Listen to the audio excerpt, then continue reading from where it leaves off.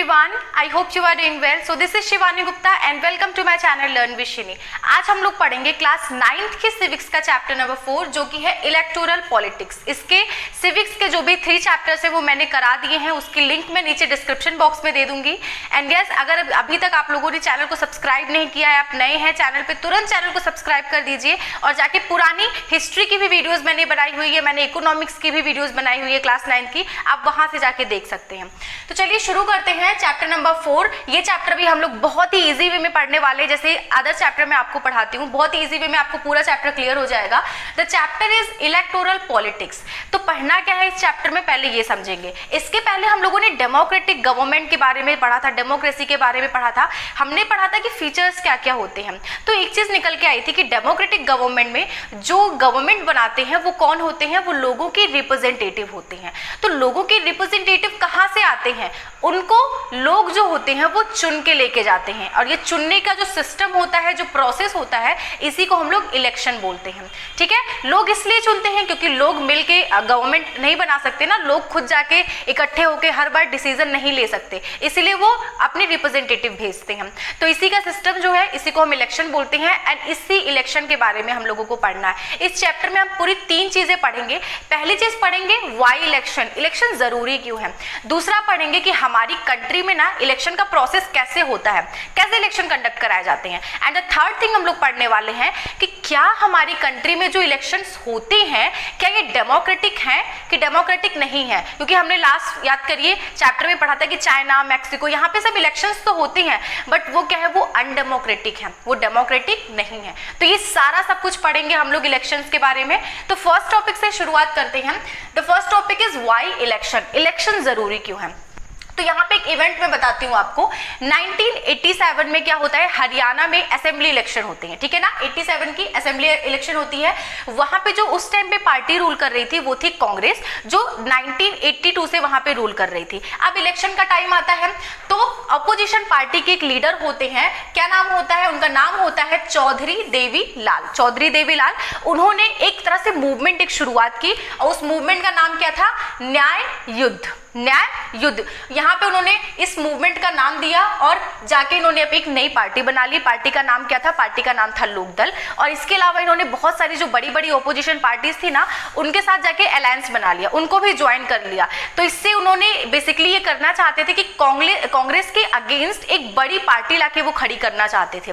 तो वो तो इन्होंने कर लिया, एक बड़ी पार्टी इन्होंने बना ली, लोगों को ज्वाइन कर लिया। अब लोगों से क्या प्रॉमिस किए, लोगों से प्रॉमिस किया कि अगर मैं सरकार बनाता हूं, अगर हमारी पार्टी गवर्नमेंट बनाएगी तो वो जो भी फार्मर्स हैं और जो भी स्मॉल बिजनेसमैन हैं उनके भाई साहब लोन ये माफ कर देगी। ठीक है ना, तो ये बहुत बड़ी चीज उन्होंने बोला कि अगर मैं अगर जीतता हूं तो हमारी सरकार का पहला काम यही होगा कि हम लोन माफ करेंगे।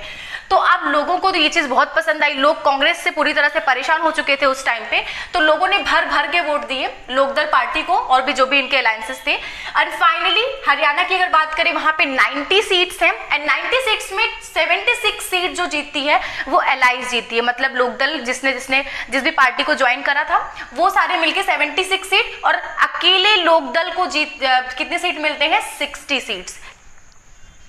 एंड बात होती है कांग्रेस की, तो कांग्रेस को मिलते हैं केवल 5 सीट। तो यहाँ पे आप देख रहे हैं कि कैसे लोगों ने डायरेक्ट कांग्रेस जो गवर्नमेंट थी वहां पे उससे स्विच करके लोग लोकदल पे आ गए हैं, एक नई पार्टी को सपोर्ट कर रहे हैं। ठीक है, देन यहाँ पे क्या होता है, जैसे ही जो रिजल्ट्स हैं वो अनाउंस होते हैं तो जो सीएम होते हैं उस टाइम के, वो सीएम रिजाइन कर देते हैं और जो भी एमएलएज, नए नए एमएलएज इलेक्ट होके आए रहते हैं वो अपनी पार्टी का लीडर सेलेक्ट करते हैं। एंड लीडर जो होता है, उसी लीडर को जो गवर्नर है वो इन्वाइट करता है, किसके लिए, ताकि वो आके सीएम के पद की शपथ लें। ठीक है ना, तो ऐसा ही कुछ यहाँ पे भी देखने को मिलता है। यहाँ पे जो देवीलाल जी हैं इनको यहाँ पे गवर्नर जो है इनवाइट करते हैं कि आके आप जो हमारी सीएम की पद है उसकी शपथ लें। एंड फाइनली जैसे वो गवर्नमेंट बनाते हैं, बहुत जल्दी वो उन्होंने जो प्रॉमिस किया था लोगों से कि हम लोन माफ कर देंगे, वो लोन ये माफ कर देते हैं।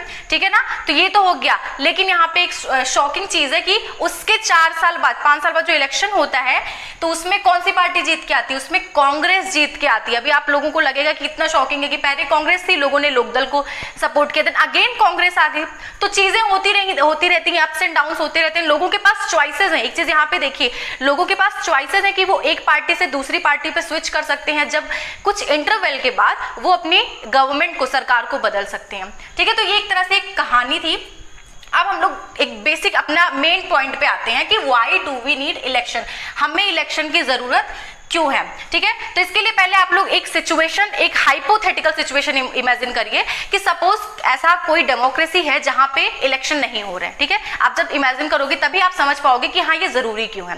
तो सपोज एक ऐसी कोई डेमोक्रेसी है जहां पे इलेक्शन नहीं हो रहा है। ठीक है, अब इलेक्शन अगर नहीं होगा तो उसमें क्या क्या चीजें कर सकते हैं, लोगों को भाई डिसीजन तो लेना ही पड़ेगा, बड़ी बड़ी चीजों पे डिसीजन है, पॉलिसीज, वो सब जरूरी है।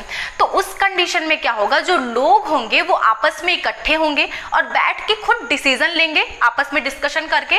ठीक है, तो आप एक चीज बताइए, आप लोगों ने लास्ट चैप्टर में पढ़ा था कि क्या ये चीजें पॉसिबल हैं कि लोग इकट्ठे बैठें और फिर डिसीजन लें, क्योंकि लोगों के पास ना तो टाइम है, और अगर टाइम है तो उनके पास उतना नॉलेज नहीं है कि वो अपने लिए डिसीजन ले पाए। ठीक है, तो ये चीज नहीं हो सकती है, इसीलिए लोग क्या करते हैं, लोग अपने रिप्रेजेंटेटिव चुनते हैं। ठीक है, रिप्रेजेंटेटिव लेके आएंगे। अब ये जो रिप्रेजेंटेटिव है, सपोज इसमें भी इलेक्शन नहीं करा रहे, अब ये रिप्रेजेंटेटिव को हम बोल दे रहे हैं कि ये किस बेसिस पे आएंगे, ये एज एंड एक्सपीरियंस के बेसिस पे हम जाके बड़े बड़े एज और एक्सपीरियंस लोगों को हम बैठा देंगे कि वो हमारे लिए डिसीजंस लें, या फिर जिसको नॉलेज ज्यादा होगी उनको बैठा देंगे। अब एक चीज बताइए कि पहली चीज तो इनको ढूंढना बहुत मुश्किल होगा कि कौन होंगे ये एज वाले लोग, एक्सपीरियंस्ड वाले लोग। ठीक है, अगर मान लीजिए आप ढूंढ भी लेते हैं तो क्या ये जाके अगर डिसीजन लेंगे तो क्या ये आपके लिए अकाउंटेबल होंगे। ठीक है, या फिर ये आपके विश के अकॉर्डिंग काम करेंगे, आपको आपकी सेवा करने के लिए काम करेंगे, आप उनसे खुश रह पाओगे। तो ये बहुत सारे सवाल निकल के आते हैं इस तरह के सिस्टम के लिए। तो इसीलिए क्या किया जाता है, इसीलिए एक मैकेनिज्म बना दिया गया है by which people choose their representative, कि जिसके थ्रू जो लोग हैं ना वो अपने रिप्रेजेंटेटिव को चुन के लाते हैं, और इसी मैकेनिज्म को बोलते हैं इलेक्शन। ठीक है, तो समझ में आ गया कि इलेक्शन की जरूरत क्यों है। इलेक्शन की जरूरत इसीलिए है ताकि लोग जो है वो लोग चुन सके उसको कि कौन लोगों के लिए लॉ बनाएगा, कौन गवर्नमेंट बनाएगा, और कौन सी पार्टी जो है वो गवर्नमेंट को एक तरह से गवर्नमेंट को फॉलो करेगी। तो बहुत सारी चीजें हैं वो लोग डिसाइड कर पाते हैं इलेक्शन में वोट करके। ठीक है, नेक्स्ट चीज है what makes an election democratic, क्योंकि अगर आप बोल रहे हो कि हमारी कंट्री में डेमोक्रेसी है, हम इलेक्शन करा रहे हैं, हमारा इलेक्शन डेमोक्रेटिक है, तो क्या वो डेमोक्रेटिक है कि नहीं है वो हम कैसे समझेंगे। तो कुछ पॉइंट्स मैंने यहाँ पे लिखे हुए हैं, तो देखते हैं वन बाय वन। ये सारे मैंने आपको लास्ट चैप्टर में पढ़ाए हुए हैं। ठीक है, सब आप लोगों ने पढ़ा हुआ है, एक बार देख लेते हैं। तो first point, 1 person 1 vote 1 value, तो समझाने की जरूरत नहीं है कि हर जो भी इंसान है जो अगर वोटिंग कर सकता है, एलिजिबल है, तो उसको वोट करने का राइट होना चाहिए, और उसके वोट की वैल्यू क्या हो, बराबर होनी चाहिए। हर इंसान के वोट की वैल्यू बराबर होनी चाहिए। So this is the first point. Second है, जैसे लोगों को वोट करने का राइट है ना, वैसे ही कोई भी जो पार्टी है, कंटेस्टेंट है, वो फ्री होनी चाहिए इलेक्शन में कॉन्टेस्ट करने के लिए। दूसरी चीज ये हो गई, मतलब लोगों के पास चॉइसेस निकल के जानी चाहिए, सारी पार्टीज को इक्वल राइट होना चाहिए कॉन्टेस्ट करने के लिए इलेक्शन में।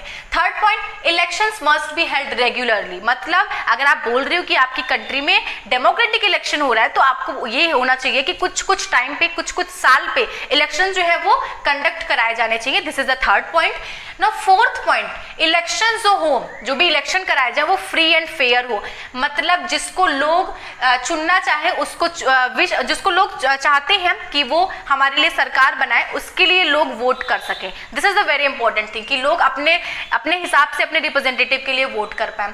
And the last point is कि जिसको ही लोगों ने वोट किया है, जिसको भी प्रेफर किया गया है, जिस कैंडिडेट को, वो भाई इलेक्ट होके आ जाए। पता चले आप लास्ट मोमेंट पे इधर उधर कुछ कर दे रहे हो जिसकी वजह से जिसको लोगों ने वोट किया है ना वो इलेक्ट होके नहीं आता, रिजल्ट जो है उसके पक्ष में नहीं आता। तो इस तरह से ये चीजें नहीं होनी चाहिए, जो भी लोग जिसको वोट करें वो इलेक्ट होके आना चाहिए। तो अगर ये सारी चीजें फॉलो हो रही हैं तो वो डेमोक्रेटिक माना जाएगा वो इलेक्शन। देखने में तो बहुत ईजी लग रहा है, बहुत लग रहा है सिंपल सी चीजें हैं कि सब करा देंगे, बट नॉर्मली ऐसी चीजें नहीं हो पाती हैं। बहुत सी कंट्रीज हैं जहां पे ये चीजें अच्छे से नहीं हो पाती हैं, बहुत ही रॉन्ग प्रैक्टिसेस वगैरह किए जाते हैं पार्टीज के द्वारा ताकि वो इलेक्शन जीत सके।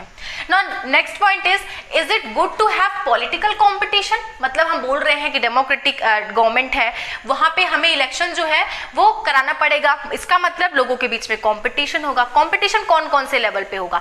एक तो हो गया कि आप पार्टी लेवल पे कर रहे हो कि दो पार्टीज के बीच में कंपटीशन चल रहा है। एक हो गया कि कॉन्स्टिट्यूएंसी जो होती है, कॉन्स्टिट्यूएंसी अभी आप लोग समझ समझ जाओगे कॉन्स्टिट्यूएंसी क्या है। तो कॉन्स्टिट्यूएंसी या फिर आप बोलो लोकल लेवल पे, ठीक है, आप लोग अपने आसपास देखते होगे ना, तो लोकल लेवल पे कैंडिडेट्स के बीच में होता है, जो कंपटीशन है वो कैंडिडेट्स के बीच में होता है। तो ये कंपटीशन क्या हेल्दी है डेमोक्रेसी के लिए, तो ये हम लोग समझेंगे। तो पहली चीज हम डीमेरिट्स देख लेते हैं हम कि कंपटीशन की वजह से क्या क्या होता है। तो एक तो हो गया it creates a sense of disunity, मतलब इसकी वजह से जो लोग हैं आपस में, क्योंकि कंपटीशन की फीलिंग आ जाती है, तो कुछ सेक्शन अलग हो गए, कुछ सेक्शन अलग हो गए, तो डिसयूनिटी, कहीं ना कहीं फैक्शनलिज्म की जैसी चीजें निकल के आने लगती हैं इस कंपटीशन की वजह से, कि सोसाइटी के कुछ लोग किसी कैंडिडेट को फॉलो कर रहे हैं, दूसरे लोग कुछ दूसरे कैंडिडेट को फॉलो कर रहे हैं, तो लोगों में एक तरह से डिसयूनिटी निकल के आने लगती है। Second point, party politics. आपने हमेशा ही सुनते होंगे ये वर्ड पार्टी पॉलिटिक्स। इसमें क्या है, पार्टीज जो है एक दूसरे के ऊपर एलिगेशंस लगाती हैं, वो पार्टी उसके ऊपर कुछ गलत चीजें लगाती है और ये चीजें चलती रहती हैं, तो इसी को बोला गया party politics. Now third, parties जो है इलेक्शन जीतने के लिए डर्टी ट्रिक्स को कहीं ना कहीं यूज करती हैं। And the fourth thing is कि जो इलेक्शंस होते हैं उसको जीतने के लिए, क्योंकि पार्टीज हैं उनको यही रहता है कि इस बार मैंने बना दी अपनी गवर्नमेंट, अब मुझे नेक्स्ट फिर से अपनी गवर्नमेंट बनानी है, तो इस चक्कर में वो क्या करते हैं, उनको ये प्रेशर रहता है, इसलिए कोई वो लॉन्ग टर्म पॉलिसीज नहीं लेते हैं, लॉन्ग टर्म पॉलिसीज नहीं बनाते हैं, क्योंकि उनको तो शॉर्ट टर्म में खेल खेलना है, उनको तो भाई इलेक्शन है, नेक्स्ट 5 ईयर्स के बाद फिर से इलेक्शन होगा, तो वो इस तरह से वो कोई लॉन्ग टर्म पॉलिसीज नहीं बनाते हैं।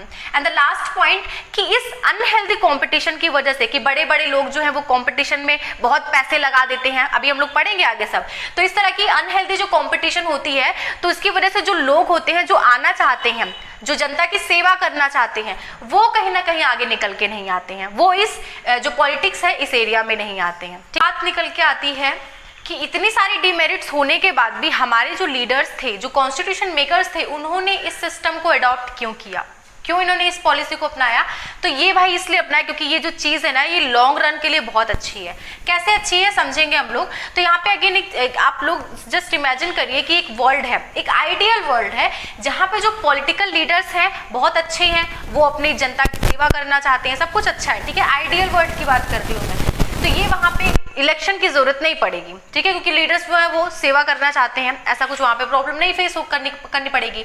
लेकिन अगर रियल लाइफ की बात करें, यहाँ पे जो भी पॉलिटिकल लीडर्स आते हैं, गवर्नमेंट बनाते हैं, वो कहीं ना कहीं अपना वो पॉलिटिकल करियर जो है उसको और ऊपर ले जाना चाहते हैं, बढ़ाना चाहते हैं पॉलिटिकल करियर, अपनी मतलब अपनी कहीं ना कहीं अपनी सेल्फ इंप्रूवमेंट जैसी चीज देखते हैं। अगर बात करें, अगर वो जनता की सेवा भी करना चाहते हैं ना, तो उनके पास इतनी नॉलेज नहीं होती है कि वो जनता की सेवा कर पाए।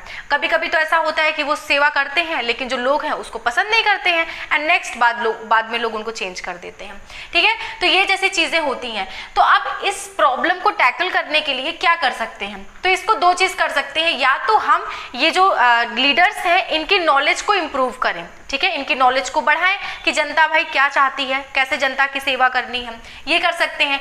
या फिर दूसरा हम कर सकते हैं, एक सिस्टम सेटअप कर सकते हैं ऑफ रिवॉर्डिंग एंड पनिशिंग, मतलब अगर ये कुछ अच्छा करेंगे, जो पॉलिटिकल लीडर कुछ अच्छा करेगा उसको रिवॉर्ड दिया जाएगा, और अगर कुछ कोई बुरा करता है तो उसके लिए उसको पनिशमेंट मिलेगी, ठीक है। ये सिस्टम हम सेटअप कर सकते हैं। अब नौ बात आएगी कि ये पनिशमेंट कौन देगा, रिवॉर्ड कौन देगा, तो भाई ये देंगे लोग, जनता है जो पीपल है वो करेगी ये काम, वो पनिशमेंट करेगी। किस तरीके से करेगी भाई, इलेक्शन के प्रोसेस से, कि इलेक्शन के थ्रू जो भी लीडर्स अच्छा काम करेगा लोग उसको वोट कर देंगे, और जो अच्छा काम नहीं करेगा तो लोग उसको भाई साइड में रख देंगे। सबसे अच्छा एग्जांपल लीजिए ना, एक शॉपकीपर है जैसे कोई, तो शॉपकीपर को अगर ज्यादा प्रॉफिट कमाना है, ठीक है ना, तो वो क्या करेगा, वो अपनी सर्विस जो है बहुत अच्छी देगा, क्योंकि अगर वो सर्विस अच्छी नहीं देगा तो लोग भाई बगल वाले शॉप पे चले जाएंगे। इससे क्या होगा, इससे उसका जो उसके पास लोग नहीं आएंगे तो वो प्रॉफिट कहां से कमाएगा। तो ज्यादा प्रॉफिट कमानी है भाई अगर आपको, तो अच्छी सर्विस देनी पड़ेगी। इसी तरह से अगर आपको पॉलिटिकल करियर अपना अच्छा करना है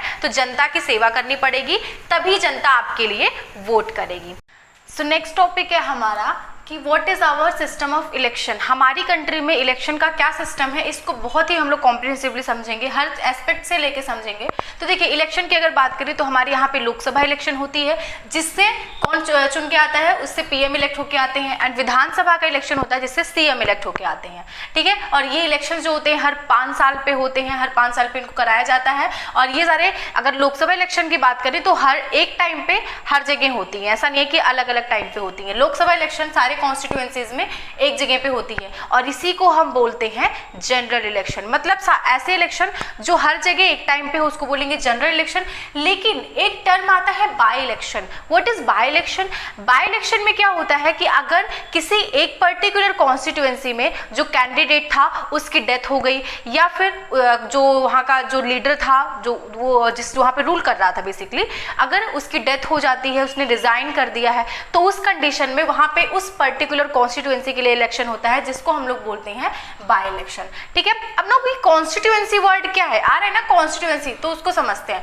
तो हमारी कंट्री में क्या किया गया है, इलेक्शन के पर्पज से हमारी कंट्री को कई पार्ट्स में डिवाइड कर दिया गया है। इसी को हम लोग बोलते हैं एरिया बेस्ड रिप्रेजेंटेशन। मतलब हर कॉन्स्टिट्यूएंसी में अगर हम बात करें, हम वोट करने जाते हैं तो आपने सुना होगा कि ये सारे से हरियाणा में इलेक्शन हुआ, 90 सीट्स थी वहां पे। ठीक है, तो क्या हर हरियाणा के हर इंसान ने उस 90 सीट के लिए वोट किया होगा? नहीं, हरियाणा में उसको 90 पार्ट्स में, 90 एरिया वाइज 90 पार्ट्स में डिवाइड कर दिया गया था। वैसे हमारी कंट्री में भी इलेक्शन के लिए उसको कई पार्ट्स में डिवाइड कर दिया जाता है। उसी को हम बोलते हैं कॉन्स्टिट्यूएंसी, इलेक्टोरल कॉन्स्टिट्यूएंसी। एक पर्टिकुलर एरिया को, उस पर्टिकुलर एरिया में जब भी इलेक्शन होता है उस कॉन्स्टिट्यूएंसी में, तो उसमें जो वोट करते हैं ना, वो उसी कॉन्स्टिट्यूएंसी के लोग करते हैं। मतलब आप जाके दूसरी कॉन्स्टिट्यूएंसी में वोट नहीं कर सकते हो। ठीक है ना। अब यहाँ पे अगर बात करें लोकसभा में, तो लोकसभा में टोटल 543 कॉन्स्टिट्यूएंसीज हैं, और यहाँ से एक कॉन्स्टिट्यूएंसी से जो एक मेंबर इलेक्ट होकर आता है उसको बोलते हैं मेंबर ऑफ पार्लियामेंट, या फिर मैंने यहाँ पे MP लिखा हुआ है। ऐसे ही जो स्टेट्स में इलेक्शंस होते हैं, लेजिस्लेटिव असेंबली के लिए जो इलेक्शंस होते हैं, वहां पे जो चुन के आते हैं उनको बोलते हैं मेंबर ऑफ लेजिस्लेटिव असेंबली या फिर MLA। ठीक है, ऐसे ही लोकल लेवल पे भी होता है, विलेज या टाउन लेवल पे, जहां पे बहुत ही वार्ड्स में डिवाइड किया जाता है उस पर्टिकुलर जो भी एरिया होता है।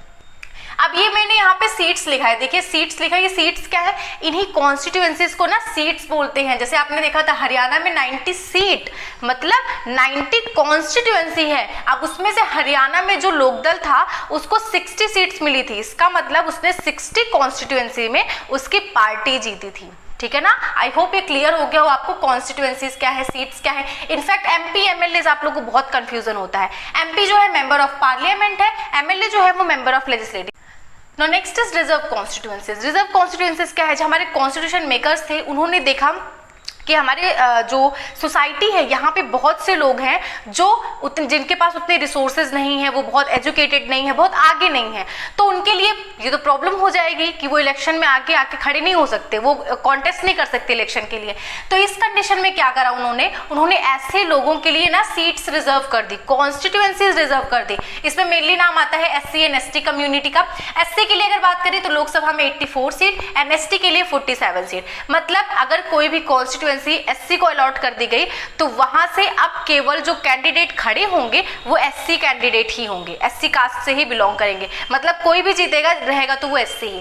ठीक है, तो सेम ऐसे ही ST के लिए ही। अगर हम लोकल बॉडीज की बात करें तो इसको और भी बढ़ाया गया है। बहुत सारी local bodies district level government पे हम देखते हैं कि OBC के लिए सीट्स रिजर्व करके रखी जाती हैं। और बाकी पंचायत एंड म्यूनिसिपैलिटी में आपको पता ही है कि 1/3 सीट्स जो है वो विमेन को दी जाती है लोकल बॉडीज में। ठीक है, लोकल बॉडीज में। तो ये है रिजर्व कॉन्स्टिट्यूएंसी, ताकि सोसाइटी के जो बैकवर्ड कास्ट है उनको भी मौका मिले कि वो आके रूल कर सके। ऐसा ना हो कि उनको चांस ही ना मिले अपनी बातें रखने का। Okay, now next is voter list. चलो कॉन्स्टिट्यूएंसी हमने बना ली, कौन कौन सी कॉन्स्टिट्यूएंसीज होगी ये होगी।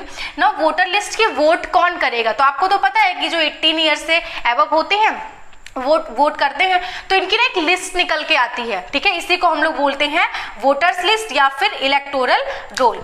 जो भी लिस्ट आती है इसको बोलते हैं इलेक्टोरल रोल या फिर वोटिंग लिस्ट। और इसी को ये जो लिस्ट है ये हर 5 साल पे अपडेट होती है। अपडेट क्यों होती है? अपडेट इसलिए होती है कि कुछ लोगों ने बाद में वो एज अटेंड करा। ठीक है, एज होती है ना 18 ईयर्स, कुछ लोगों ने बाद में वो एज अटेंड किया।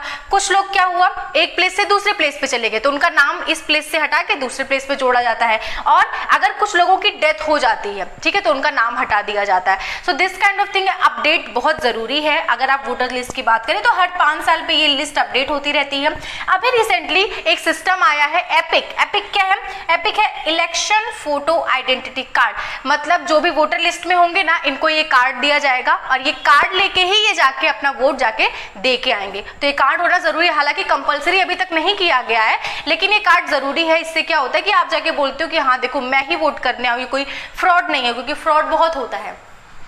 Next topic is nominations of candidates. तो नॉमिनेशन, अब जो जैसे यहाँ पे वोट करने का राइट सबको हो गया, तो यहाँ पे कैंडिडेट इलेक्शन लड़ने का भी राइट सभी को होता है। जो वोट कर सकते हैं ना वो इलेक्शन भी लड़ सकते हैं, लेकिन एक कंडीशन क्या चेंज हो जाती है, यहाँ पे एज 18 ईयर्स है, यहाँ पे एज 25 ईयर्स हो जाती है। मतलब आपको मिनिमम 25 ईयर्स एज अटेंड करनी पड़ेगी कि अगर आप इलेक्शन में खड़े होना चाहते हो, ठीक है। इसके अलावा अब अगर आपको इलेक्शन लड़ना है तो आप या तो अपनी पार्टी बना सकते हो या फिर किसी दूसरी पार्टी का सपोर्ट ले सकते हो। अगर आप दूसरी पार्टी का सपोर्ट लेते हो तो ये तो बहुत अच्छी बात है आपके लिए, क्योंकि उस पार्टी का पहले से नाम है, तो आपको उस पार्टी के नाम पे वोट मिल सकते हैं। तो पार्टी का अगर सपोर्ट मिलता है तो उसको बोलते हैं टिकट। आपने सुना होगा कि इसको पार्टी का टिकट मिल गया, अक्सर आपने ये नाम सुना होगा, तो इसको टिकट बोलते हैं।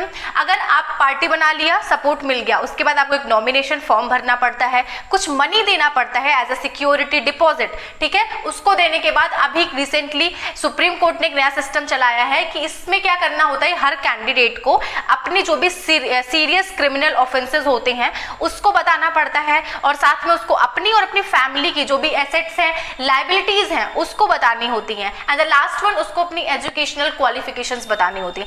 बेसिकली उसकी डिटेल्स जो है उसको पब्लिक कर दिया जाता है ताकि हम लोग, जनता जो है वो जान सके कि क्या उस लायक है कि नहीं है, ठीक है ना। तो ये सारी चीज जो क्वालिफिकेशंस वगैरह सारी चीजें हैं वो पब्लिक कर दी जाती हैं।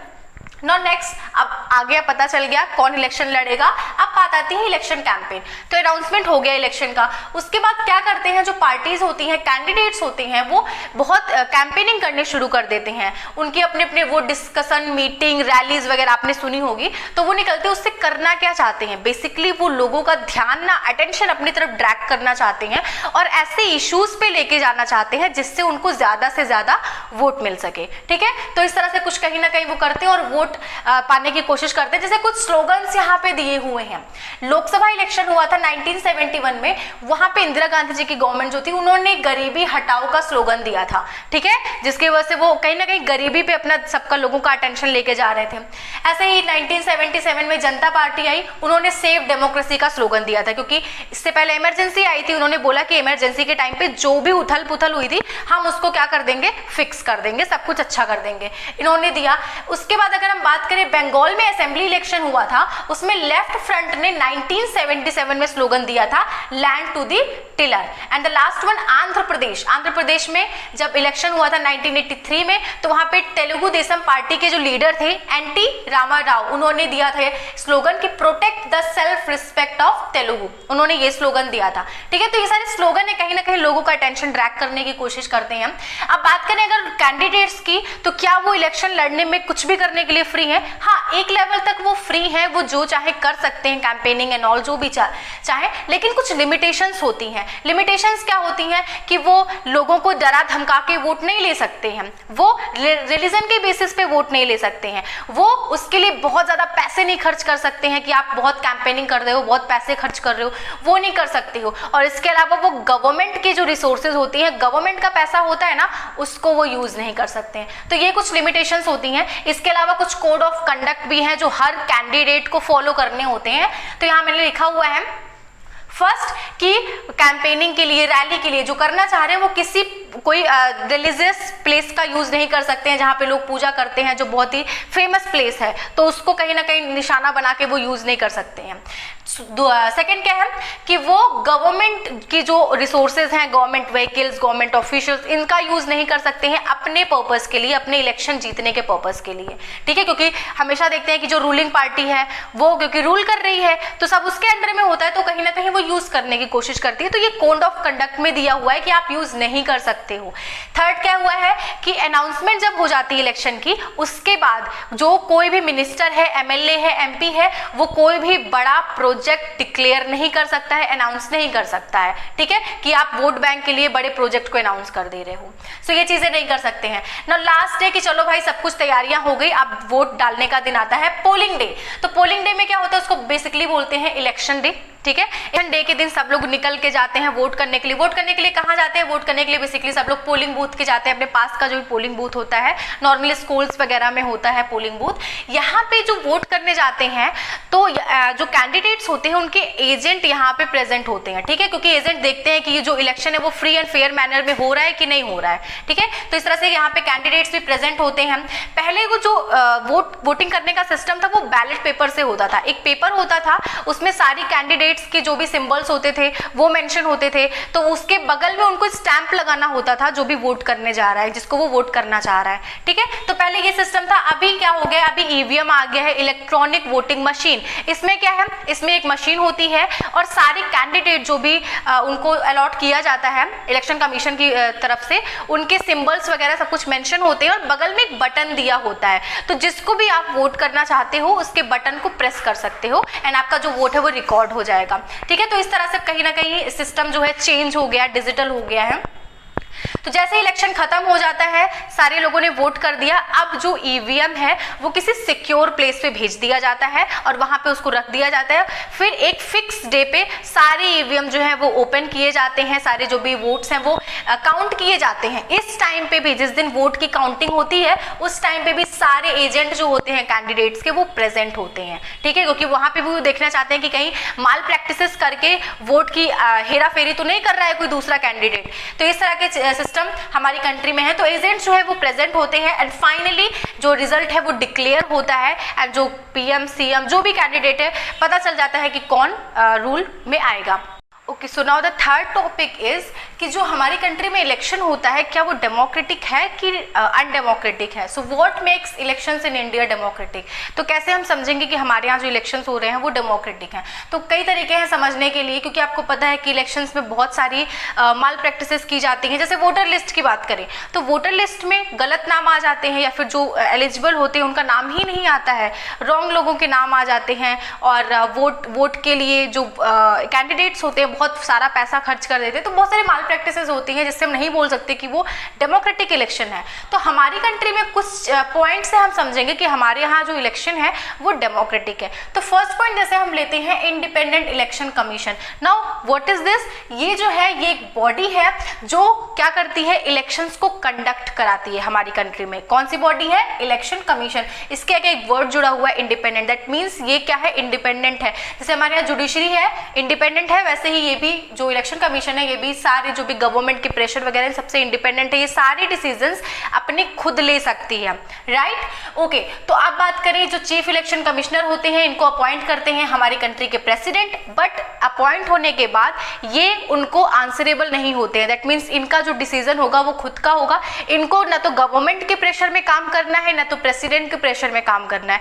ये अपने डिसीजन खुद लेते हैं इलेक्शन के रिगार्डिंग, ठीक है ना? तो यहाँ से आप देख रहे हो कि ऐसी जो पावर इनको मिल रही है वो और किसी कंट्री के इलेक्शन कमीशन को नहीं मिलती है। बहुत कम कंट्रीज होंगी जो इनको इतनी सारी पावर मिलती होंगी, लेकिन हमारे यहाँ पे जो इलेक्शन कमीशन है ईसी है इसको बहुत सारी पावर मिली हुई है। तो दैट्स अ गुड थिंग कि इलेक्शन कौन करा रहा है, कैसे करा रहा है, ये सारी चीजें जो मैटर करती हैं वो है इलेक्शन कमीशन के ऊपर और यही हमारा इंडिपेंडेंट है। तो हमारे यहाँ हम बोल सकते हैं कि हमारे इलेक्शन जो है वो डेमोक्रेटिक वे में होते हैं, ठीक है ना? नेक्स्ट थिंग अगर हम बात करें कि इलेक्शन अगर हो रहा है किसी कंट्री में तो सपोज वो अनडेमोक्रेटिकली हो रहा है, वो अच्छे से नहीं हो रहा है इलेक्शन, तो आप बताइए क्या आप पार्टिसिपेट करना चाहेंगे? आप जाके वोट देना चाहेंगे? नहीं, क्योंकि अगर आपको लगेगा कि भाई इलेक्शन का कोई मतलब ही नहीं है, आप जो चाह रहे हो वो चीज नहीं हो रही है, देन आप वोट क्यों करना चाहोगे? तो सेम थिंग अगर हम देख रहे हैं किसी कंट्री में पार्टिसिपेशन ज्यादा है, दैट मीन्स वहां पे इलेक्शन जो है वो डेमोक्रेटिकली कंडक्ट कराए जा रहे हैं। हमारी कंट्री की अगर बात करें दूसरी कंट्री से कंपेयर करा के, तो हमारी कंट्री में जो वोटर टर्नआउट फिगर है, वोटर टर्नआउट फिगर क्या है?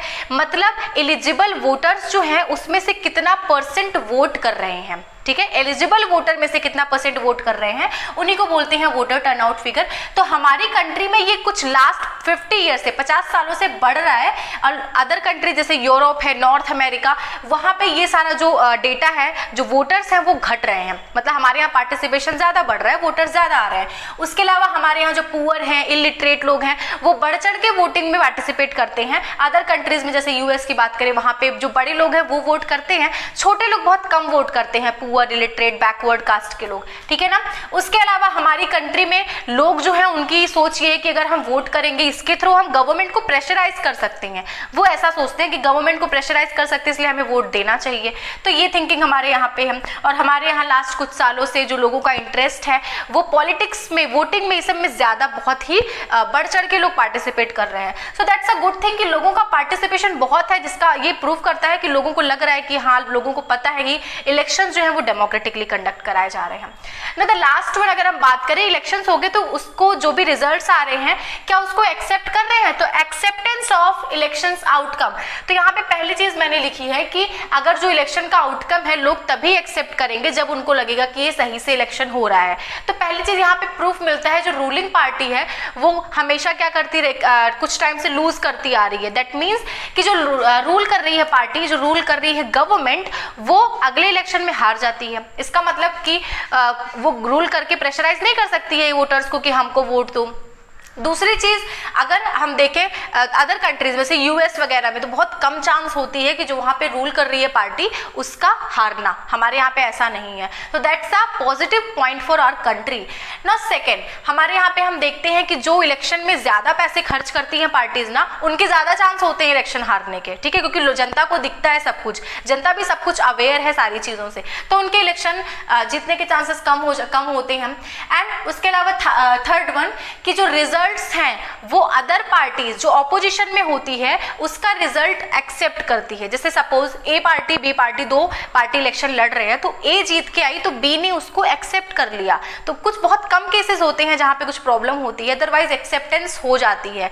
क्यों? क्योंकि उनको पता है कि इलेक्शन अच्छे से हुआ है, लोगों ने उसको वोट किया तो वो जीत के आया है। सो एक्सेप्टेंस है कहीं ना कहीं हमारे यहाँ पे जो भी इलेक्शंस कंडक्ट कराए जाते हैं उसमें। सो यहाँ पे हम बोल सकते हैं हमारी कंट्री में कहीं ना कहीं डेमोक्रेटिकली इलेक्शंस होते हैं।